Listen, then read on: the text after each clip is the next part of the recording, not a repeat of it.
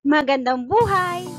Narito na naman si Teacher Daisy upang ihatid sa inyo ang mga pangyayaring panimula sa Ibong Adarna.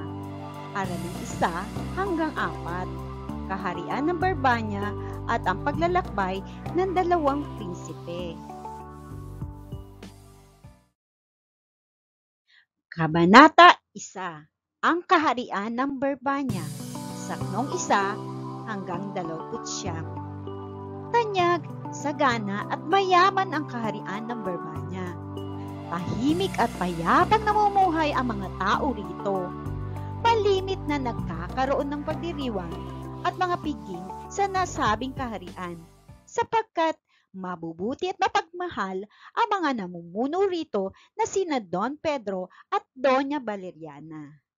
Sila ay may 3 magigiting at matitikas na mga supling na sina Don Pedro, Don Diego at si Don Juan.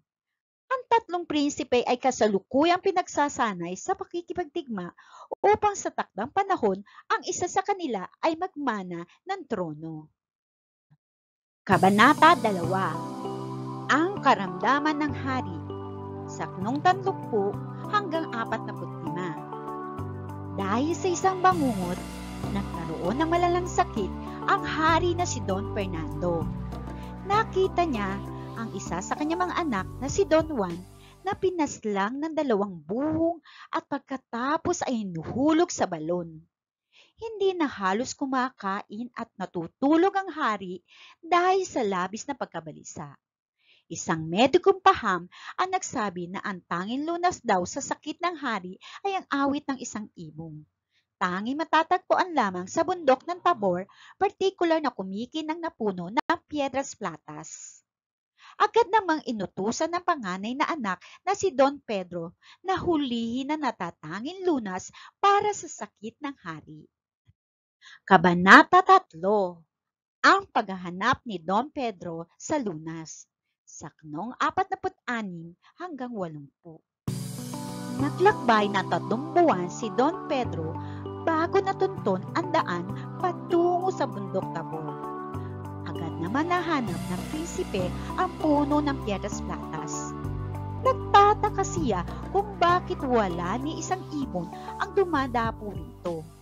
Sa labis na paghihintay sa pagdating ng Ibong Adarna, siya ay nakaidlip at hindi napansin ang pagdating ng ibon.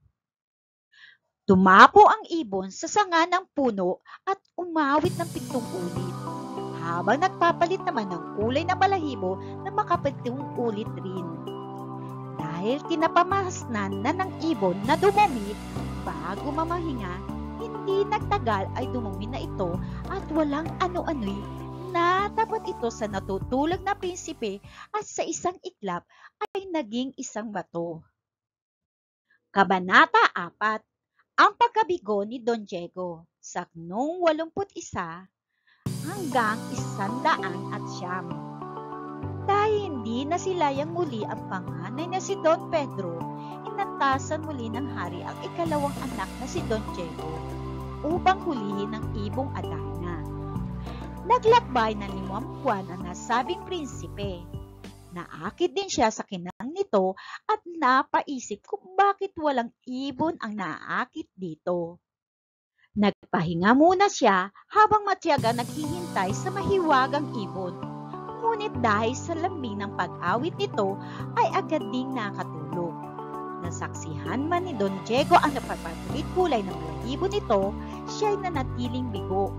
Napatakan siya ng dumi nito at naging bato na rin. Mistulang magkatabing puntod ang magkapatid. Salamat sa muli niyong pakikinig. Paalam sa lahat!